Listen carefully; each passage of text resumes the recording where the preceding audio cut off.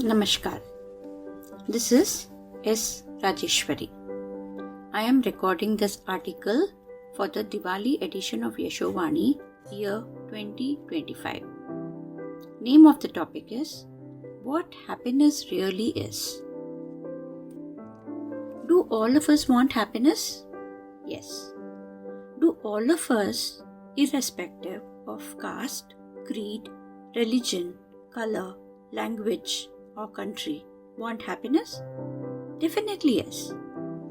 If we all want the same thing, what stops all of us from being happy all the time? The answer is actually simple but requires deep understanding. True happiness lies within each one of us. I'm sure we have heard this many times. My spiritual guru often reminds us of the quote by the great German philosopher, author Schopenhauer. He says, "It is difficult to find happiness within oneself, but it is impossible to find it anywhere else." Most of us, when asked if we are happy, often start with an emphatic yes, but trail off into silence because there is some inexplicable want or desire that comes forth in our mind, and that makes us pause with a but. Our ancient scriptures have beautifully explained the ways to be eternally happy. We have the option to be relatively happy or absolutely happy.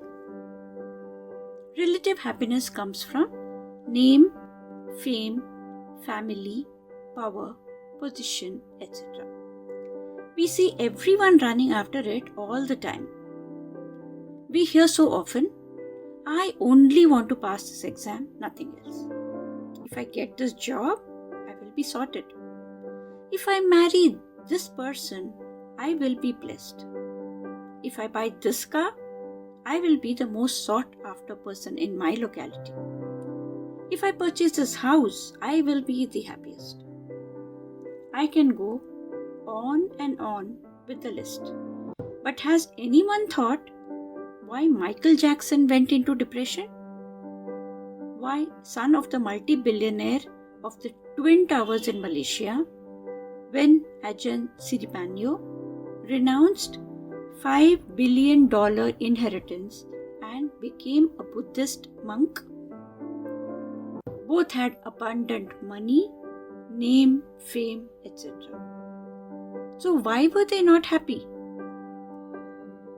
We hear of so many famous film stars becoming victims of poor mental health. Where is this happiness then? All happiness coming from objects and beings thus have a definitive end. Most of us think this is wasteful talk by those who have no drive or initiative to work hard or achieve so-called success. It sounds so boring. The value of fresh air is known only when we breathe through a ventilator. Water tastes like nectar only on a dry sandy beach, doesn't it? Most of us live and die with a bag full of desires, mostly selfish. How can we even imagine what absolute happiness is when we take for granted life-giving air and water? From our very childhood, we are taught to like and dislike. Excessive discrimination between pairs of opposites becomes our everyday habit. All our activities revolve around our likes and dislikes. At max, we can accommodate our immediate family members to sacrifice our own likes, which is still largely selfish. A big devil called competition enters the mind as soon as school life starts. Each day is a challenge to beat someone in marks, sports, looks, possessions, art, drama, dance, and so on. Comparison becomes the focal point of all activities. In many people's lives, this goes on till the very end. there is no search for this absolute happiness.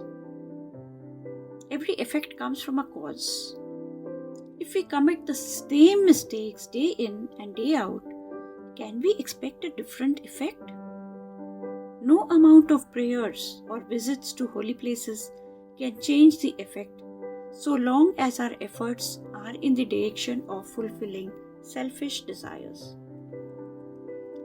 Most of us are born with two important faculties, mind and intellect.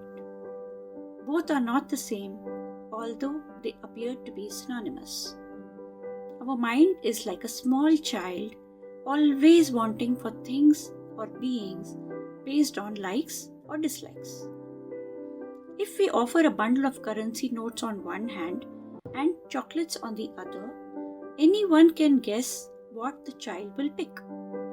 An adult can surely see the difference. The same adult can see the warning on a cigarette pack but decide to ignore it. After a few pegs, balance is lost, talk is garbled, but one for the roads is still a must. Another person's spouse is always more good looking, attractive, and wanting. We see this happening all the time only because the child in us has forgotten to use the important faculty, that's intellect, in us. It is rusted and good for nothing as it has been unused for many years. With a click of a button, a computer can show us steps for rescuing ourselves in case of a fire, but it cannot rescue itself. Our intelligence is like that. We know how to live theoretically but cannot implement it practically, all because we do not know how to use the intellect. A well-developed intellect helps us to choose our wants sensibly. It makes the consequences of our choices clear. We can indulge consciously and not blindly. Our expectations from ourselves will be reasonable and our assessment about others will be accurate. While we deal with animals based on their calm or fierce nature, we expect all humans to behave in a manner that we deem fit. Most relationships fall apart because of our inability to accept people as unique and different, resulting in unhappiness galore. Magical expressions that everyone understands is unconditional universal love, non-utilitarian service, and selfless actions. There is this story of the Holy Shadow that inspires me a lot. One well-known tale that involves a holy shadow tells the story of a remarkably virtuous saint whose goodness was so impressive that the angels came from heaven to observe his life. Moved by his selflessness, the angels asked God to grant him the gift of miracles. However, the saint, in his profound humility, declined each suggestion. The angels asked the saint, "Do you want the gift of healing the sick, or liberating the sinners, or being a model of patience for others?" They kept giving him one option after another, but the saint kept refusing the offers, fearing that drawing attention to himself would lead people away from God. When compelled to choose a miracle, the saint wished to do good without ever being aware of it.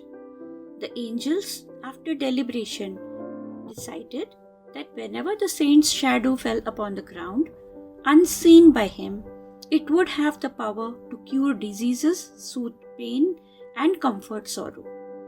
As the saint continued his selfless life, unknowingly diffusing virtue like a flower scent, his shadow worked miracles wherever it fell, making barren paths green, causing withered plants to bloom, and bringing joy to the unhappy. The people, recognizing the blessings without understanding their source, respected the saint's humility and followed him silently. Over time, they forgot his name and simply called him the Holy Shadow. Absolute happiness comes from understanding the big picture. The circumstances in which we find ourselves are created by our own thoughts, desires, and actions. Let your intellect supervise your thoughts. The quality of your desires will change, and your actions will lead to absolute blissful happiness.